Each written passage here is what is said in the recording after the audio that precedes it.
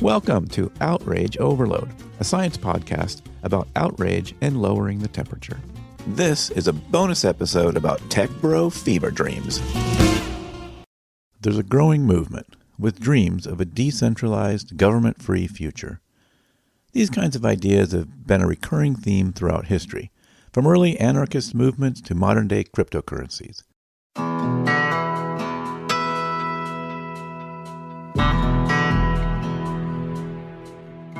Powerful figures like Peter Thiel and Elon Musk have become prominent advocates for decentralized technologies and a more libertarian future. They argue that centralized institutions, such as governments, often limit freedoms and create inefficiencies. These tech titans, with their vast resources and influence, are playing a significant role in shaping the narrative. What does it mean when figures like Peter Thiel and Elon Musk advocate for dismantling traditional institutions in favor of self-sovereign digital systems? And more importantly, what could this mean for the rest of us? I sat down with friend of the show, David Troy, a tech entrepreneur, researcher, and social activist known for his deep insights in how technology, politics, and global destabilization intersect. David has spent years studying the influence of key figures like Peter Thiel and Elon Musk, as well as the growing trend of techno-libertarianism. We discuss the implications of these ideologies on our democracy and the potential risks they pose to our institutions. First, let's explore what we mean by techno-utopianism, a belief that technology can solve all of society's problems.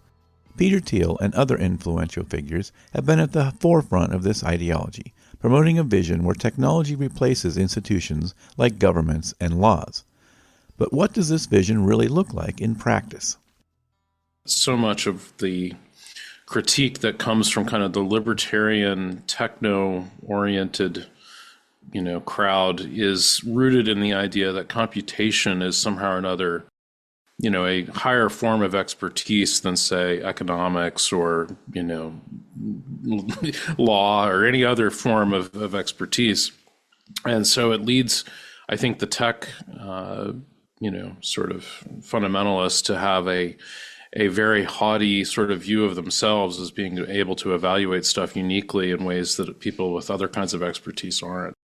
Balaji had this conference, or has a conference series now called The Network State, where they talk about, trying to basically figure out how to build sovereignty online. I went to their conference that they held in Amsterdam last fall. Having observed all of that and seeing kind of like the ideological influences, people like Curtis Yarvin, who's a, right-wing philosopher type guy, sort of self-styled philosopher, I guess I should say, really believe that, government is useless and that, that people ought to be able to, govern themselves and exist only on the internet kind of as their own sovereign entity.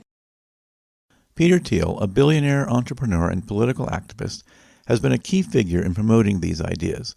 From supporting Bitcoin to funding political movements, Thiel's influence stretches across the tech world and into politics. But he's not alone. Other tech leaders like Elon Musk share these ambitions. Again, the bet that like Musk and Thiel are making is that if we end up with that kind of shuffling of the deck and crazy stuff happening, that they can use that chaos to help steer things towards outcomes that would benefit them. And I mean, certainly, Musk has benefited greatly from government subsidies, both with Tesla and SpaceX and government contracts of various kinds. I mean, but I think that they see that stuff as just kind of like, the playing field on which they are operating. And they ultimately, I think in their heart of hearts, like I was looking at a video that Musk did a couple of years ago. Basically, he made the statement that government is corporations at the limit. He loves to do the at the limit thing. He was saying what he said today, assassination is censorship at the limit, so, okay. All right. That's a little bit simplistic there, Elon, but to point being that he thinks of things in this way, and that, he thinks of, the government as being just sort of like one giant company that's gone amok, and so to the extent that he sees it as basically a net negative, he thinks that, whatever is happening now with the government in place, and they're able to play it for subsidies or whatever, things would be way better if there was just no government.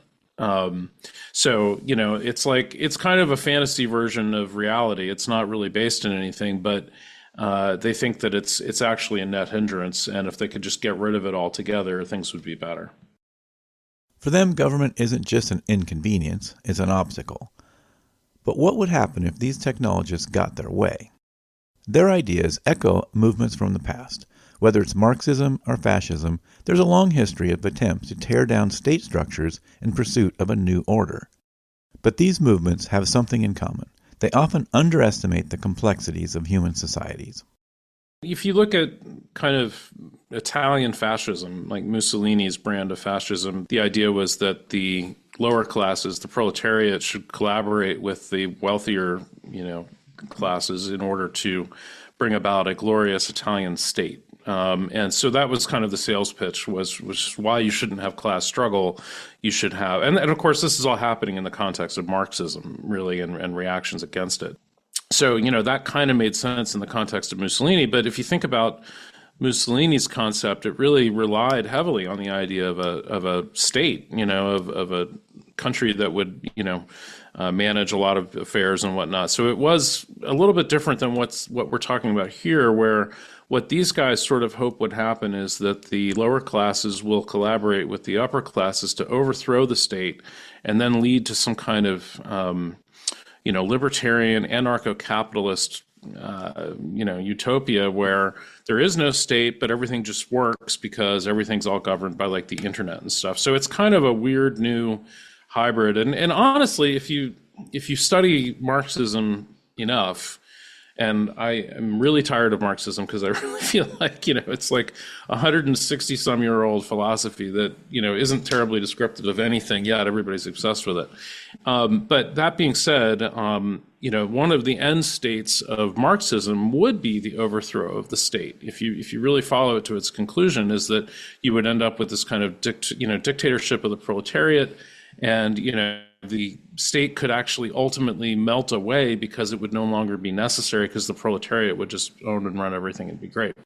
There's a lot of ideas that the West is obsolete, and the people are really driven by other kinds of motivations. Like he is very much into the philosopher René Girard, who came up with this idea of mimetic theory, and that's M-I-M-E-T-I-C, not M-E-M-E-T-I-C, which is mimetic, that's Richard Dawkins. The mimetic is René Girard, and it's the idea that all of people's behavior is driven by the desire to imitate other humans. So if they see something that they want, then they start to sort of move in the direction of copying those other individuals, which in turn creates group divisions, which in turn creates scapegoating.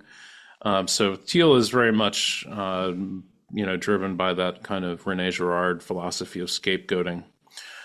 So anyway, there's a lot of sort of theoretical underpinning that these guys have inherited through different sources. And, a lot of it is just kind of, I think, just kind of sophomoric, really. I mean, it's not to say that all of it is completely devoid of content, or that you couldn't have an interesting dialogue with that being one side of it. But what tends to happen is they don't really enter into it in a kind of honest dialectic manner. It's more like, here's all of these ideas that we think, and anything else that might counter that just doesn't matter.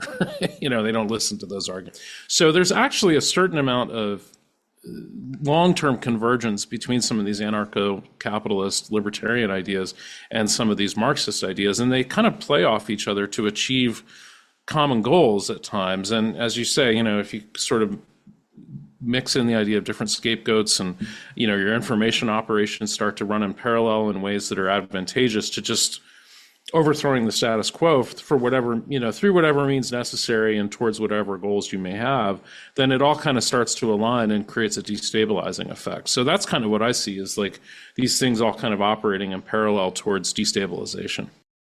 In their quest for a decentralized future, these technologists often overlook how difficult and dangerous it is to replace functioning institutions. But this isn't just an intellectual debate. As we've seen in recent years, outside forces like Russia have a vested interest in weakening Western democracies.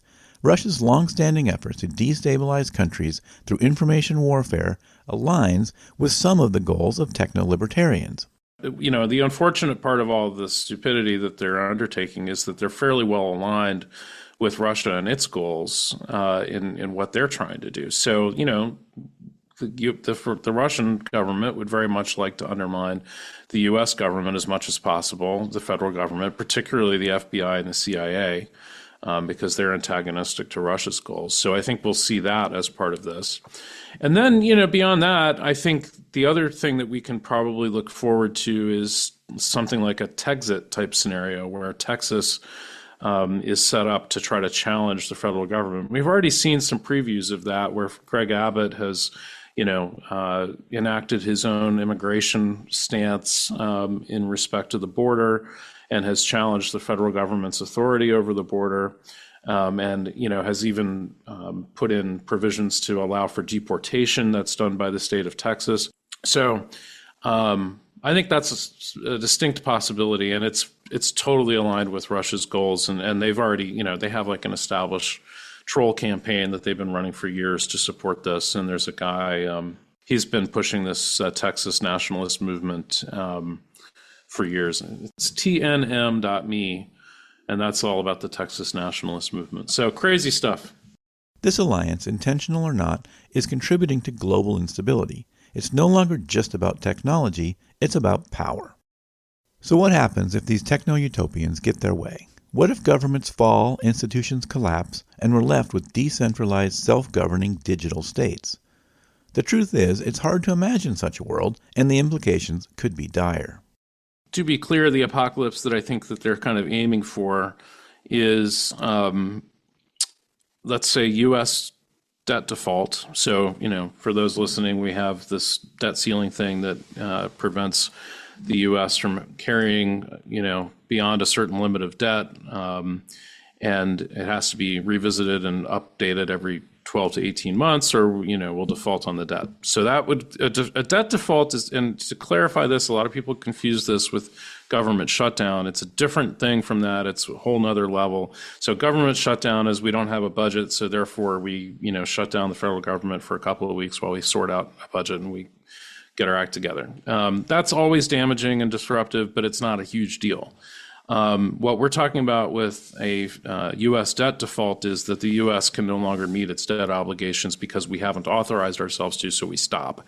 And the Treasury stops writing checks, so therefore we default on things, and the credit rating agencies all revise the U.S.'s creditworthiness, and interest rates go way up, and we end up with a huge global financial catastrophe because it would have all these ripple effects. Moody's in 2021 estimated that it would lead to the loss of at least 6 million jobs and the destruction of at least $15 trillion in wealth. And that's probably worse now if it happened in 2025.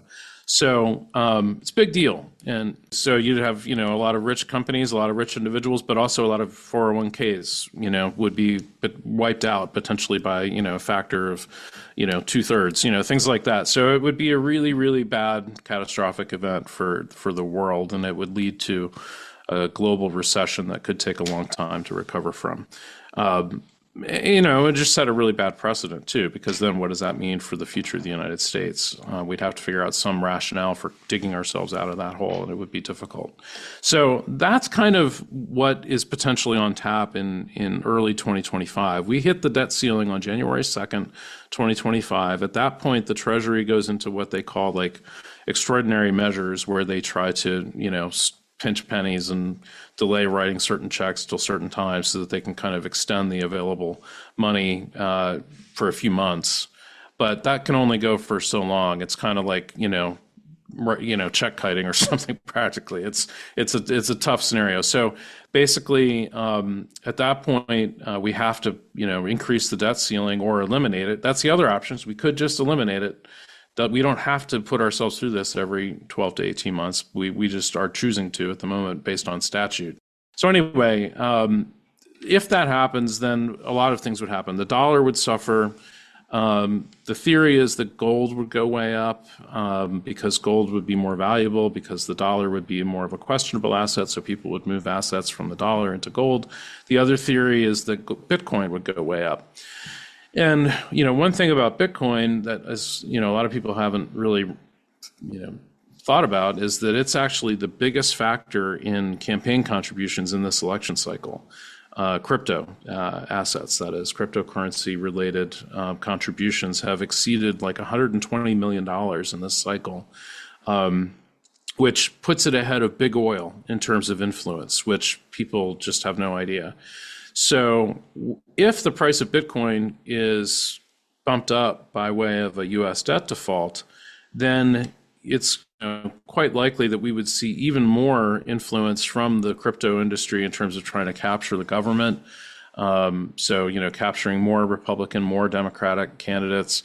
And then you end up in a situation where potentially, you could see the Federal Reserve eliminated. Thomas Massey has already submitted legislation to propose that. And that's also part of the Project 2025 agenda, is to eliminate the Federal Reserve.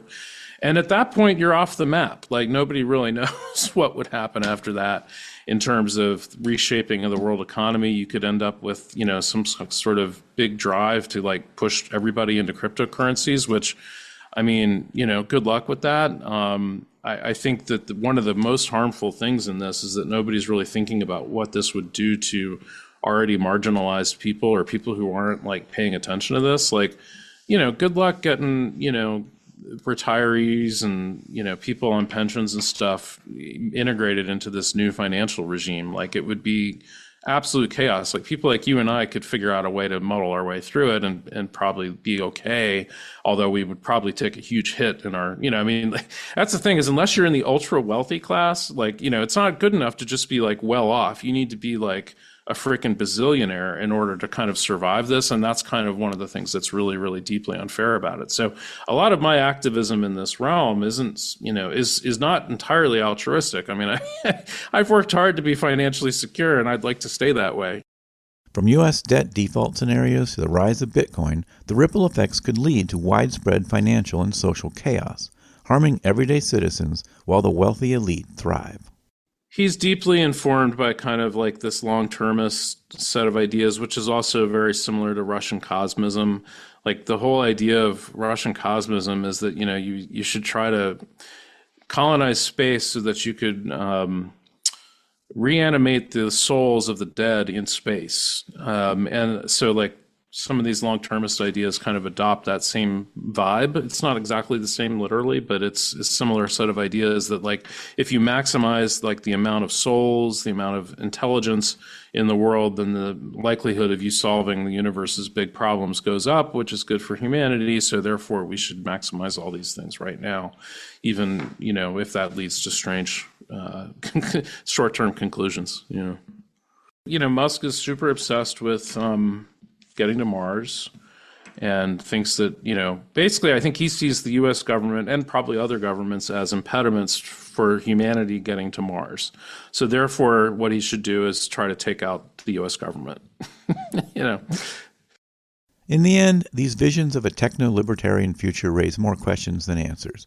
While the problems they identify, like inefficiency and corruption in government, are real, the solutions they propose are simplistic and fraught with risks. Well, one thing that I also see, and this is just kind of a evergreen concern, is that there's a lot of this kind of stuff that gets targeted at young men, particularly men in their 20s and early 30s and stuff. And that's a time when men are trying to make sense of the world and figure out how they're going to raise a family or make money or all the above. And it's easy to get sucked into kind of like cool, hip, techie sounding things that seem like promising. But, I guarantee you there's a history behind everything, and you should take the time to learn the history of everything you get involved in, because, ultimately, not everything is has your best interests at heart, and there's a lot of dumb stuff out there. If we really want to solve the problems of today's world, we must look beyond the techno-utopian fantasies and build on the institutions we have, making them better, not tearing them down.